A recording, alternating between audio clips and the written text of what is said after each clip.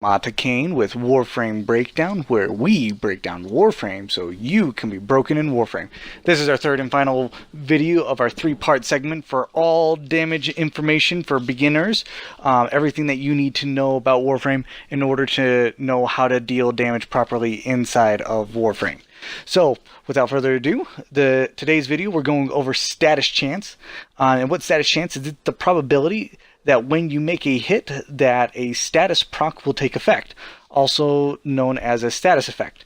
So there are, again, like in our very first video, we talked about this, there are 3 physical damage types, there are 4 elemental damage types, and then there are 6 secondary elemental type damage.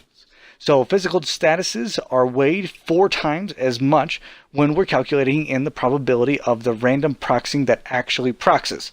So there's a formula when we're calculating in how all these proxies are determined. So like for an example, we're using our Tigris Prime here. So our Tigris Prime actually has a high amount of has the 3 physical damage types currently equipped, and we're going to go over that individually. So let me go ahead and show you that to you here real quick. So we have our Tigris Prime, and as you notice, our Tigris Prime down here has impact, slash, and puncture, and if you notice, the slash has a higher amount than our impact and our puncture. And now this is very important when we're looking at our total proportional damage, because a total proportional damage equation is impact plus slash plus puncture times 4 plus all of our elemental types added all up together. So for an individual status to be procs, the probability of doing so is expressed as the probability of proxing status is going to be equal to our primary damage that we're looking at divided by our total proxing damage. So in other words, we add up all of our physical damage types there, and that's going to get us our total value, and then we take the value that we're trying to figure out that how it proxies, that slash, and we divide that in, and that's going to be the probability of that individual type proxying. In other words, because our weapon has a higher amount of damage, physically damage, that is slash, that is going to prox more often than our other types of damage. So for an example, if we were to actually switch this over, we're going to switch this over here in a few minutes to our Bratton Prime, and we're going to be able to demonstrate this in a few seconds here. So there are our elemental types. We're going over that one last time. So we got slash here, that's going to be 15,000, and then we got impact, which is 900 and 900. So if you really think about it, 15 out of 17 times our slash is going to be proxying. That's why our slash is going to be a lot more than our impact or our puncture. Most bosses are immune to status procs, which is very important to realize. I've said this once, I'm going to say this again, and it's very important that everybody gets this early on inside of the video. Note, Eidolons are immune to all status procs, and Eidolon will never take damage effect applied to a status procs. Okay, so we're going to switch to our Bratton Prime here. So here's our Bratton Prime, and we're just going to go to our basic values here. So for an example, what we've been talking about, our Bratton Prime with a 90% cold rounds that we're going to throw on here. If we were to say, for an example, just hypothetically, if we had a 100% status chance on this weapon, our impact is 1.8, our slash is 21.0, our puncture is 12.3, and our cold is 31.5. In order to calculate how often we're actually going to get that cold procs, we take our total damage, our 1.8, 21.0, and a 12.3, add them all up, multiply them by 4, because they always weigh in 4 times as much for our physical damage versus our elemental type, then we add our 31.5. And that would give us a grand total of 171.9 as our total probable damage.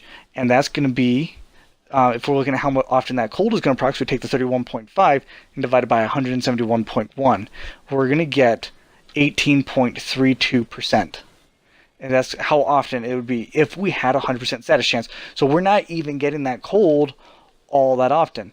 Now, if we were to go back and we're trying to see how much physical damage it would be, you would just take that value type and you would multiply that individual damage type by 4. So for an example, if we were to look how often impact would, it would be 6.8 divided by 171, and that'd be the percent that the impact would actually procs. So currently, our Bratton Prime only has a 26% status chance. So if we were to run all that numbers with the 26% status chance, that is actually only a 4.76 chance that the cold will actually procs. So it's even less. That means we have to shoot 20 bullets before we actually get a cold with our current build right here. Excellent. So why on earth would we even bother to get 100% status chance? If bosses are immune to them and most enemies in Warframe are immune to them. It's because in regular missions, 100% status chance guarantees that a status effect will take effect, and as long as the enemy is not immune to the status effect, you will exponentially be doing more damage with the type of effects that come from dealing status effects. So when we're in, another way we can actually evaluate this is like, say, multi-shot. So when we're evaluating, like, say, individual pellets, like, say, our Bratton Prime shoots one pellet out of the bullet per shot. So when we're evaluating that, there's some mods in here that we can actually equip to increase the number of bullets that we have come out of the barrel. It's called multi-shot. Everybody knows that multi-shot usually gives weapons an increase in percent status chance. So theoretically, as long as you're pumping out multiple bullets out of the barrel, you should be able to have an increase in status chance. This is kind of true, except for it's not really true for beam weapons, and we'll go over that in a minute. So when we're trying to calculate how status effect is impacted by pellets, we can say that the status chance per pellet is going to be equal to 1 minus the status chance, decimal form, keep that in mind, to the power of 1 divided by the pellet count. So that's going to give us the status chance per pellet, and then we can add those all up, and that would give us a grand total. So with this model, this shows that having 100% status chance guarantees that whatever pellet that's coming out of the barrel is going to give us 100%, is going to procs every single time. This is very useful for shotguns when we're looking at our status chance types, because multiple status chance will actually be able to stack upon themselves. So if you can get one of the status to stack on itself 8 times, is going to do a crazy amount of damage, and you're going to see that in a minute. However, if it's only a 99%, according to our model here, our 1 minus status chance to the power of 1 divided by pellet count, which is going to be our status chance per pellet, it drops with just 1% less all the way down to a 36.9% chance to procs per pellet. That's a huge difference in the amount of statuses that you can actually stack on one another. Okay, so multi-shot of weapons. Multi-shot is causes 2 or more pellets to be shot from a barrel without consuming additional ammo. Each pellet grants its owners an instance where critical hits and statuses does occur, except for beam weapons. Beam weapons simply receive a damage bonus when the random probability of it proxying actually proxies. So for an example, if we were to have a beam weapon, say like the Gamma Core, and it was to have 100% multi-shot, that means straight up every single time it's pumping out 2 bullets out of the barrel, but because it's a beam weapon, the game considers it to be 1 beam, and only 1 shot will come out of the barrel. Okay? Weapons like shotguns fire multiple pellets per pull of the trigger, and that will gain a higher damage per status chance, and it's an exponential multi-shot for the weapons. So status chance per pellet, again, is our equation. Pellet refers to the amount of pellets fired per shot. So our total number of pellets can be found by taking the weapon per pellet count, and we can multiply that by 1 plus multi-shot modifier. Note that multi-shot modifier is a decimal form, and note that based on status chance per pellet is equal to the smallest decrease in status chance. So that means you got to make sure that it's a pure status chance. You can't rely on multi-shot to get you your status chance. So we'll go ahead and we'll demonstrate that here in a second. So like if you even look at, we're demonstrating this with our Faj here. So our Faj with we had our status chance equipped, and if you notice that we had our multi-shots thrown on there, we weren't getting an increase versus a decrease. We threw those off there. Okay, I'm going to say this one more time before we leave. It is important to note that Eidolons are not affected by status chance. I don't care what your mom says. I don't care if your mom thinks you're the coolest person on the planet. I don't care if your big older brother said that status chance affects Eidolons. It does not. Status procs don't do any damage against Eidolons. It is important to note that they are not affected by any kind of status chance, and it is useless, even the status chance buff you get from multi-shot. You only get the critical chance buff from multi-shot. Excellent. So now we're going to go on to our physical damage types. Okay, so our physical damage types actually have each their own individual proxing, and we're going to go that one by one. So we'll switch back here to our Tigris Prime.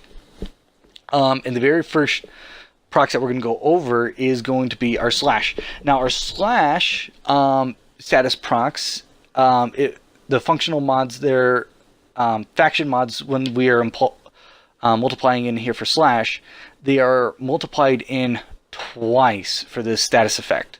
So it gets applied in once for the base damage multiplier, and then it also gets applied in for the status mods. So when we're calculating in how much slash we're doing over time, the slash damage isn't just a damage when we're dealing it when it comes to proc. So slash itself is a damage type, but then when we're proxing it, it's going to have a whole nother function all by itself. So this status procs is called bleeding. So bleeding is the status effect. The actual procs is defined as 245% of the base damage is dealt as true damage over 6 seconds. Or in other words, it hits the enemy 7 times. Once on the initial pull of the trigger where the damage hits the enemy, and then 6 more times after that. So the initial base damage is applied before it starts proxing, and then it does the 245% over the 7 times in addition. So it's calculated as your base damage times 1 plus your 2.45 divided by your 7, and that's going to be however many times it deals per second. Okay, now this is considered true damage. The important thing to note about true damage is that true damage bypasses armor and shields and is applied directly towards the health. The damage considers only the physical damage types when we're considering the base damage, not the elemental types of the weapon. So faction mods affect these types of mods a lot better, so like Bane of Corpus, Bane of Infested, etc., etc. Weapon class amplify the effect, like Auroras and Pressure Point. Slash procs tick scale with combo counters like damage multipliers, headshots, critical hits, hitting weak spots like the head, and also the Warframe damage buff also increases this for sure. Also, slash also is applied for finishers and stealth as true damage, but we'll look those over in another video. So here we're going to show these proxies here as we're going over and attacking these enemies. So we're just shooting them once and twice here, and as you can see, there's additional numbers flying off the enemy. That's the actual slash procs proxing. So it should be, we'll count these guys here in a few seconds here, so we'll wait till that one finishes, and we'll do this again one at a time so that you can actually truly get a good feel for how slash is actually impacting the enemy. So we're going to shoot once, and then we're going to count to 6, because that will consume all 7 of the ticks. So that's what we're doing. So he should be doing it here any second now with our slash damage. And you'll also note that it also is bypassing the shields. The shields aren't going all the way down, and the health bar is slowly going away in increments. So another thing that is important to note about slash is that there is a % slash damage on the weapon that can determine whether or not the enemy will be dismembered. We'll go over that in a little bit after we remove these guys. So when we're looking at dismemberment on death, as long as you have 50% of the damage being slash, it will dismember the enemy. So here we go, we're counting this. 1, 2, 3, 4, 5, 6. Look at that, 6, and then it's done. And that was with the 2 shots. And it is stackable too, so with that second shot that we had, if that had proxed, we'd also be seeing those damage numbers come up in addition to that one that we currently had.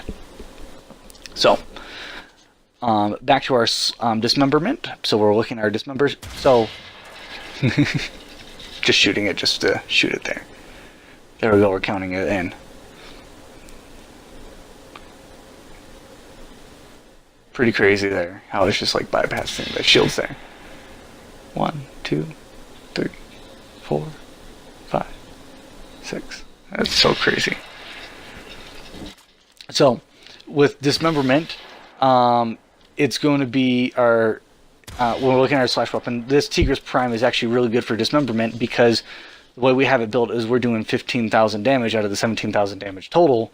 is actually slash. So that guarantees that we're going to get dismemberment, just because the amount of damage that we're doing in slash is over 50% of the damage of the entire weapon's damage, the total damage. So we have an equation for it. Slash damage divided by total damage times our 100% is going to be our percent slash damage. If that percentage is higher than 50%, we're all right. If that percent slash damage is less than 50%, we're never going to be able to dismember any enemies. So here we go. We're going to actually show that here. We're going to bring in 3 level 1 heavy gunners for that to represent that. And we're also going to keep these heavy gunners because these heavy gunners are going to be able to better show us impact and puncture as well. So let's go ahead. We'll get rid of those bursas. We'll bring in 3 heavy gunners, get rid of the bursas, and we're going to crank these guys' level down a little bit, just so you can see it. We're going to forget about it though for a hot second. So there's that.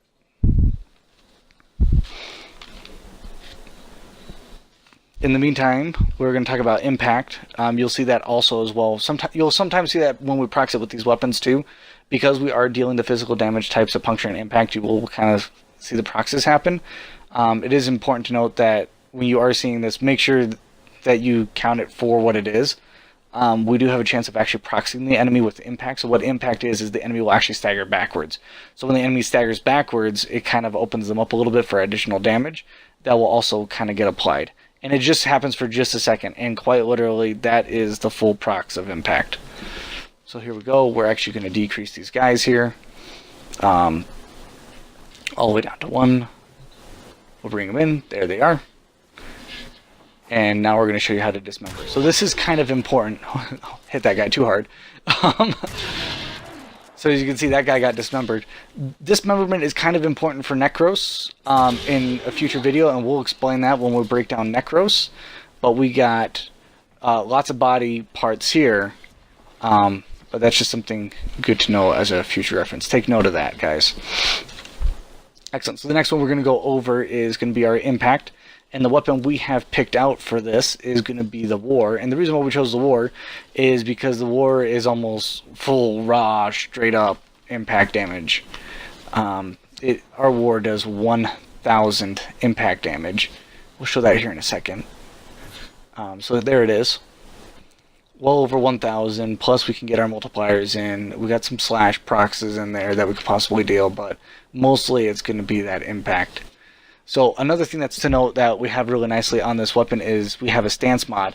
A lot of times you can get the secondary effect of impact with stance mods. So we'll do a ground pound. That's a stealth kill right there, by the way, where it does give that critical multiplier. We're not trying to do that. We're trying to get that stagger effect right there. And then the next thing we're going to do is we're going to do a combo where we're going to hold our left trigger. And when we do that, the guy goes flying away. That's called a ragdoll effect. And you get that on kill of the enemy when you kill him with impact, and then you also get that ragdoll effect when you have the stance mods applied, and it'll throw the guys off the cliff kind of deal. So we'll do that again just so you can see it one more time.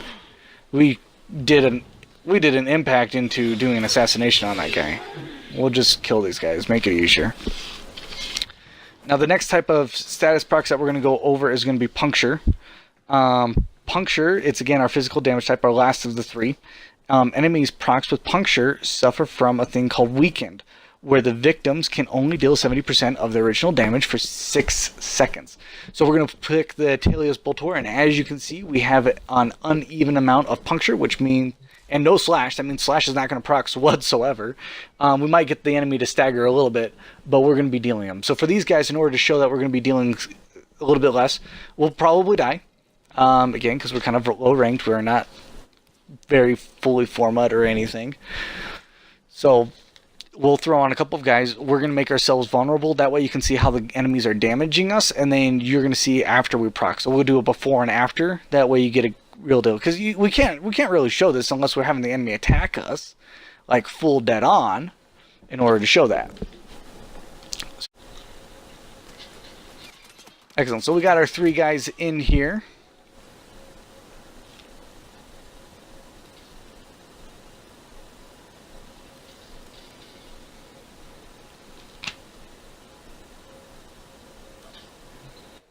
Excellent. So we got 3 guys in here. Very first thing we're going to do is we're going to let this guy kill us. And he's going to kill us all hardcore like. We're not going to live for very long. He killed us, which is fine.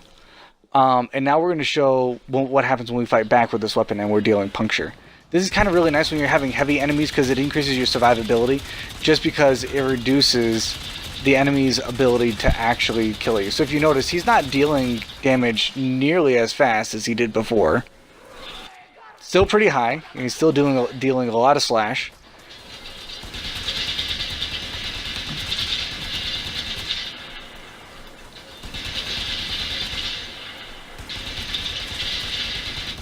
And he's probably going to kill us once here. We're going to try to live. We got his health about down, and we're getting a lot of orange and red crits there, which is kind of nice with this weapon. Oh, he got me good. We'll come back in. We'll get some energy and some health here. We'll find our friend here. So again, he's just dealing 70% less damage. He's and that's all that's dealing. He's still dealing damage, and so we can still die from it. But it just deals less, which just makes it a little bit easier for us to kill him when he's dealing not nearly as much damage. So we'll finish him off here. And that is the last of our physical damage types. And now we're going to switch over to our primary elemental type damage and these procs. So we have a really cool weapon that we're going to use in order to demonstrate this. We'll spawn in, again, 3 more heavy gunners in order to demonstrate these 3 abilities, because we want them all next to each other and we don't want them moving. That way you can truly understand how these abilities are proxing, because it's very important in the close proximity with these primary elements. So, actually, for the very first one, we're going to have a move. So this can be cold. And we have a weapon that deals all 4 of the primary elements, which is really nice that Warframe actually came out with this weapon, because then it really allows you to truly get to know the primary elements and their actual effects before you decide to automatically just mod for secondary elements, because some of these primary elements are actually not all that bad for being what they are, primary elements, where you're not very often using them, but you can combine them with other other elements to create different ones. So we'll go ahead, we'll switch to our Hystrix here, and the very first one we're going to throw on is Cold. We have the guys all nice and neatly lined up. We're going to go ahead and we'll allow them to all move here now. We'll go in, and it's very important, I wanted you to see them walking, because we're going to shoot this guy, and he's closest to us, and that guy's further away. But we're going to prox him with Cold, and you're going to see that he's not going to be moving as fast as his buddy over there. So he's moving slower. He did kind of a bit of a ground pound, but he's still moving a lot slower than his buddy. His buddy also did it, and he's still behind his buddy there. So that's what Cold does, is it reduces their fire rate by 50%, as well as their movement. So we'll kill these guys. We're going to get them all lined up because it's very important in order to stand our next elemental type, which is electricity. So we'll press down on our right analog stick there, and we're going to switch over to electricity. Now, the interesting thing about electricity is it is a primary elemental type, and its proc sends an electrical surge dealing damage equal to the base damage times the electricity mod multiplier divided by 2, as well as electricity to the enemies within 3-meter radius. The original target, however, will be the only one that is stunned out of all the enemies that are proxed with the electrical status. So he'll get proxed, the other 2 won't. The other 2 will receive the damage, but he will be the one stunned. So as you can see, he's surged and he's stunned, but the other 2 enemy guys received a little bit of damage initially from the procs. We can see our guy on the left also took damage, our guy on the right took a little bit of damage, and you can see those numbers just apply to both of them, but he's the only one in the center getting stunned. Excellent. So our next elemental type that we're going to go over is Heat. Heat is a primary elemental type, and its proc name is Ignite. When it is proc, the enemy will be lit on fire, and the fire is determined by the weapon's energy color. And it is a damage dealt over time, and that is equal to the base damage times the heat mod multiplier divided by 2 per tick, for 7 ticks over 6 seconds. Now this one's not nearly as great as Slash because this ability does not stack. And what I mean by not stack is whatever that initial rate is, that damage per second, when we're dealing the procs, he only gets that for 6 seconds. And when we activate it and we were to say prox it again, he just gets it from 6 seconds from the time that we proxed it. So he's on fire, he Ignite, he went into a little bit of a panic mode. And if you notice, he's getting dealt damage for 6 seconds. So we'll go ahead and we'll do it again, and we'll count. 1, 2, 3, 4, 5, 6, 7, 8. So as you can see, we procced it twice, and all we did was just prolong how long he was in panic for. That was about it. So that's all heat is. Heat is not really all those powerful damage. He does procs 35% of the base damage over 7 ticks. The heat damage does not stack when procs the second time, and instead the timer is just extended for another 6 seconds. So Toxin is our last of the primary damage types. It is a primary elemental type. It bypasses enemy shields, and when it does procs multiple, and it stacks on top of each other, dealing their own damage over time. And like for an example, if we were to procs once at 0 seconds, it will deal for a full 6 seconds, and when we procs a second time at 3 seconds, it deals for the full 6 seconds as well, and then in between 3 and 6, it doubles it down. So we'll go ahead and show that right there. We dealt a couple, and now we're dealing a whole bunch. And look at that. It just keeps on getting. All those are different instances that we actually procs the Toxin. And it deals 450% of the base damage as Toxin over 8 seconds. So the total damage is going to equal to the base damage times the Toxin mod multiplier divided by 2. And the enemies killed by Toxin will be covered in a green goo. In our case, it says green goo here, but actually that green is determined based off of whatever our energy color of our weapon is. So it's not always green goo, and it's not universal between elemental types. So as you can see, we can deal a whole lot of damage with just Toxin, because it just stacks so nicely. And as you can see, out of the primary damages, it seems to be the highest dealing damage type out of all of them. So it's really good. So we'll go ahead and we'll switch here. We're going to switch our weapons here to our secondary elemental types. And the very first secondary elemental type we're going to go over is going to be our blast. To show that, we're going to switch to our angstrom. Our second one will be corrosive, so we'll also switch over to our synapse. And these are just really good weapons to go ahead and demonstrate this principle. And then we'll switch over to our synapse. So our angstrom is basically a rocket launcher, and then our synapse is a beam corrosive rifle. So that means if we were to throw a multi-shot on our synapse, we wouldn't really see much results other than a double damage. And then it's also a crit weapon. It's one of the, I would argue, it's one of the best beam crit weapons that you can get in the game. And then also our angstrom. Our angstrom is definitely a rocket launcher. It is a high-hitting rocket launcher, and you'll get to see that. It's a pretty cool effect for a weapon. So here we go. We're going to start off with the angstrom. We're going to come right into here. We got to put these guys in close proximity to one another in order to see the effect of it. Because this one doesn't really have a damage procs. It does. It's more kind of like just an AOE effect. So the blast is a secondary elemental type. The procs is explosive knockdown. It forces all enemies within 5 meters to fall to the ground. Bosses are immune to the effect, and applying to a down enemy will cause the enemy to do a backflip back down to the ground again. Enemies killed by the blast procs will be ragdoll and disintegrated. And this is one of the effects that if you were to have like a Necros built for Desecrate, you do not want to have this elemental damage type equipped, just because what it does is it eliminates the body by disintegrating the body. And if it disintegrates the body, there's nothing to desecrate. So ideally you don't want to really have a blast damage equipped to your arsenal when you're trying to farm for resources with the Necros. And we'll get more into that why at a later video. So now we're going to switch over to our corrosive. Our corrosive is our synapse. It's a secondary elemental type, and its procs is corrosion. And when it is procs, it permanently removes the target's armor by 25%. When the damage is applied before the corrosive procs again, and when it takes effect a second time, it only reduces 25% of the remaining armor, or whatever it currently has. And the enemy's effect can be found covered in a green electricity. So it's important to note that when you are proxying corrosive, it is always just removing 25%, which means the enemy's health bar will always and forever be orange, regardless of how many times you actually prox corrosive. As you can see, it was really, really powerful. We took that guy out pretty quickly. And we'll go ahead, we'll just take him out.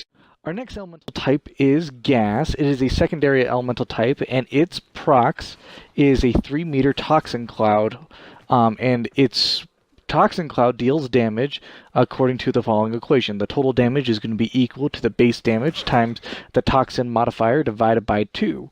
Then procs toxin status, dealing a tick of damage over 8 seconds. So the base damage of the Toxin Cloud is, the total damage is going to be equal to the base damage of the times the total damage divided by 2 to the power of 2. This ability can stack, and crit multipliers affect the base damage of this ability. In addition to that, faction mods do 3 times the amount of damage when equipped instead of the base 2, and can pass by shields. It is basically the better form and variant of Toxin. And as you saw, it did deal toxin clouds, and the enemies on both sides did get impacted and affected by it. And a lot of people think that the toxin cloud is strictly to the procs here that we're using, but that toxin cloud is the actual status effect of anything. And you can also see that we're also actually impacting ourselves a little bit, and we're hitting ourselves. That toxin cloud is kind of a little on the huge side, so you got to be very careful when you're dealing this damage and you're dealing with this particular one. That was a sneak preview of a little bit earlier. We just ran out of ammo there. So to show that the Toxin Cloud isn't limited only to the pox, what we're going to do is we're going to switch out our pox, and we're going to switch out for another weapon. We're going to switch out for the Cyanoid Gamma Core. And what we're going to do is we're going to build that one for gas. So here it is, just right there on the right. So we'll go ahead, we'll switch this breakdown over, and we're going to switch to this breakdown over here. And we're going to switch out that mod real quick before we go back in. But as you can see here, when we're proxying it, as we spoke earlier, we're going to switch that out for heat so that we get gas. And the reason why that's important that we switch that out, and it's important that we make sure that that gas damage is higher, like we said earlier, is because that damage increase is going to determine whether or not the percent chance of gas versus magnetic is going to proc. So we're going to actually go ahead and throw that on. As you can see, immediately within seconds, we are proxying a Toxin Cloud that gets both the left and the right guy just right off the bat. And as you can see, he is getting procs with magnetism as well. So that leads us into our next elemental type, magnetism. Magnetism procs an ability called Disrupt. It is a secondary elemental type, and it reduces the maximum amount of shields of an enemy by 75% only for 4 seconds.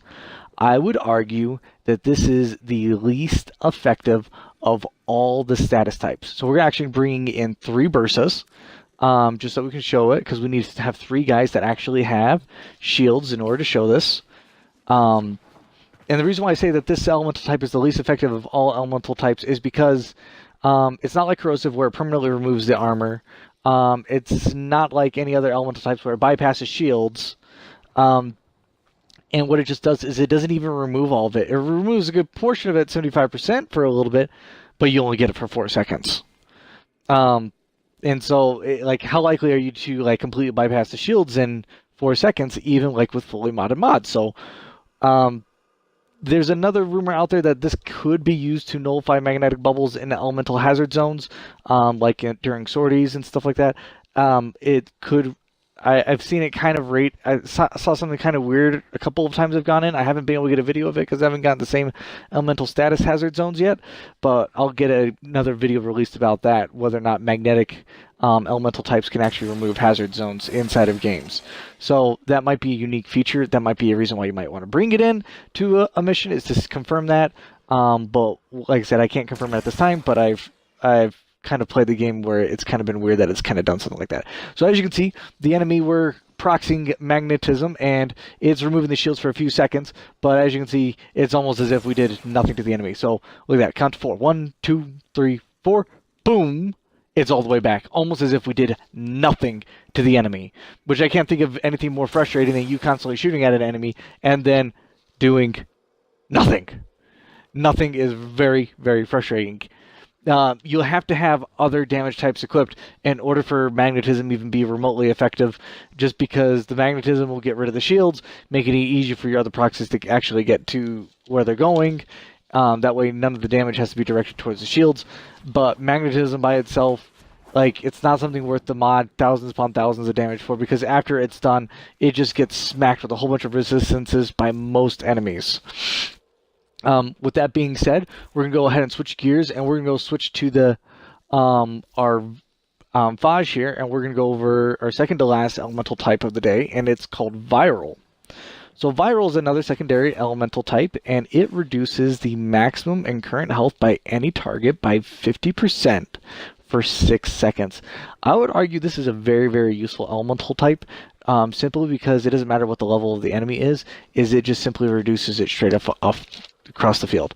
So something you will notice is when we're actually shooting these enemies, their shield bar is going to get bigger. They're not gaining more shields.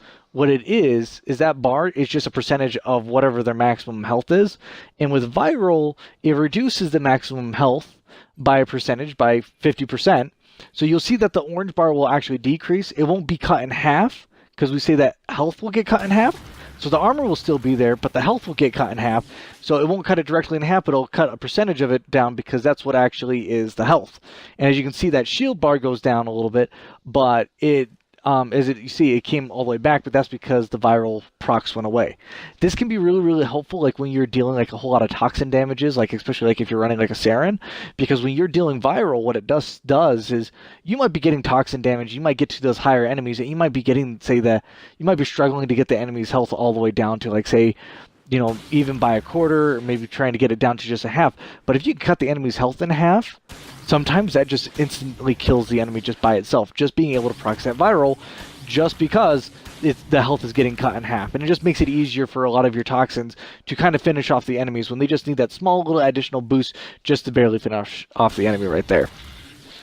So when we do procs viral again, it doesn't cut the enemy's health in half again. What it just does, it just refreshes the counter and how long the viral is there for. Excellent. So our final and last elemental type is going to be radiation. So we're going to pull out the big bad Mama Jamma, the one, the only, the legendary, the Arca Plasmor. The thing that, like, when you shoot, everybody is afraid of, the enemies go flying, the one that hits like a solid truck. In order to show this one, what we're going to do is we're going to leave some enemies mobile, because radiation, what it does is when it is proxying, this Arca Plasmor in general has a 600 base radiation damage. So that's going to make it nice, which is why we're choosing the Arca Plasmor. It has a pretty good status chance too, so we'll actually get to see the procs actually happen quite a bit. So in order to see radiation and how it works, because it procs is confusion. So we're going to spawn in a few enemies. We'll probably spawn in an army here so that you guys can get a good look, but we need them to have a mobile there in order to really see how confusion works. So the way confusion works is it attacks both allies and enemies alike. So when confusion proxes, it attacks enemies and friends alike. But what it just does is for 12 seconds, it just attacks the nearest target, nearest targetable enemy. So that would be anything like that would be you, that would be Bursas, friends, foes alike, just whatever the nearest actual shootable target, that's what it'll do. So we got our enemies going there, so we're going to go ahead and come on in, and we're going to prox this here a little bit. So we got 6 Bursas, and we're just going to shoot those guys. And if you're looking very carefully, just right above their health bar, you can see the radiation status procs. And you notice how the enemies are attacking us. However, we got a few of those enemies that are just going after one another. So this guy is actually going to probably die, not at our hands, but at our enemy's hands. So he just died at the enemy's hands because he just got hit so hard by so many of them. So we'll get this guy going. And you just can kind of see the guys just both avoiding one another, but also shooting at each other. So right there, there's a good view of 2 of the enemies. They just turned on each other and started attacking one another. Another thing to note about radiation does give a 75% damage buff against enemies with hulking armor. So radiation is a good elemental type of damage to go up against Eidolons. And it's just because you get a 75% damage buff just for the elemental damage type, but not the procs. So I want to emphasize this again because it's so super duper important that you understand this. So the Eidolon will not be affected by the radiation procs. It will not get confused and it will not start attacking Bombalus. You can shoot an Eidolon as many times as you possibly want in a mission. But I'll tell you right now, an Eidolon is a boss and it is immune to all status procs. Everything we've shown in this video, the Eidolon is immune to except for the damage type. So if there's one thing I want you guys to walk away from today, it is this. Yes, Eidolons are immune to all these status procs that we've shown you. You may have a high status. Yes, just in general, just know that yes, Eidolons are immune to all status procs. Just one more time, just in case you guys didn't hear this. Eidolons are immune to all the damage and conditions that are applied from status procs. So everything in this video up to this point, Eidolons are immune to. Okay? So if anybody ever shows you that status is the greatest thing against an Eidolon, they are lying through their teeth at you. Okay? So the last and final thing, we had somebody ask us if we could do a full comprehensive equation where you could just plug and chug everything in, just take any and all of your stats. It's a very long and lengthy process for every individual to do that. We'll have to go ahead and display the equation right here, right now for you guys to actually take a look. You could get kind of the instantaneous DPS. This wouldn't be the DPS that you'd get this wouldn't be like an increase in DPS, because as you know, there are some conditions that do procs that allow you to get more DPS because you meet certain conditions. Again, this equation will not actually give all that. This is kind of an instantaneous equation. You can kind of plug this in to kind of give yourself an idea of what your weapon is kind of dealing in terms of DPS, because this only goes over physical damage, critical chance, and then all the status chance procs that actually deal damage. Again, this isn't going to go over the ones that don't deal damage, and this isn't going to be going over magnetic, just because magnetic, yeah, you could argue that there's a benefit with the shield at 75%, but quite honestly, there's just not a whole lot there that you get in terms of benefit. So magnetism is actually ignored in this equation. So this will give you a good estimate, like a good kind of starter on where you can feel where your weapon is at in terms of DPS, but it's not going to yield an exact result like you may kind of hope, just because there's a lot of moving parts and there's a lot of conditions that actually have to be met in order for the damage per second to actually kind of truly be there. And that's mostly because in Warframe, all damage is quantified. So when you're actually looking at this question, even when you're looking at the value that you're getting in terms of damage per second, it's a non-quantified value, which means despite this being the equation, no enemy resistances are actually applied to this. This is like you just throwing whatever the highest number is out of the barrel, not what the highest number that the enemy is possible to receive. Again, that's going to be variable. So like, it's just kind of a guide. It's not necessarily something that you can thoroughly rely on, just because there's a lot of moving parts when you're inside the actual game. So with that being said, that concludes our 3-part series of damage basics for Warframe when you're entering into the game. So get out there, explore the Origin system, and continue to break Warframe.